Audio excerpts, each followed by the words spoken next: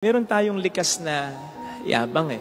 Kaya nga gusto nating pinupuri tayo, pinapahalagahan tayo, pinaglilingkuran tayo, pinapansin tayo. Na-offend tayo kapag hindi binibigay yung pansin na dapat ay ibigay sa atin. Ang humility ay virtue na hindi pagsisiksikan sa atin ng Diyos. Sapagkat ito ay kababaang loob. Dapat ang loob natin ang siyang bumaba. Bagamat ito ay kanyang kaloob, dapat tayo ay magpaubaya upang ang loob natin ay maging mababa. Ang pagsunod sa Diyos, kahit hindi natin kagustuhan. Yung magpatawad kahit mahirap, yung magbigay kahit hindi tayo sisikat, yung magpasalamat at magsimba pa rin tayo sa gitna ng maraming problema, yung tayo magtimpe sa kabila ng tayo may punto at pwedeng-pwede, kayang-kaya at gustong-gusto nating gumante. Ganon ang kapakumbabaan. Yun ang humility. Bagamat ito'y kagandahang loob pa rin ng Diyos, biyaya ng Diyos, upang tayo ay tunay na maging mapagkumbaba, kailangan nating makipagtulungan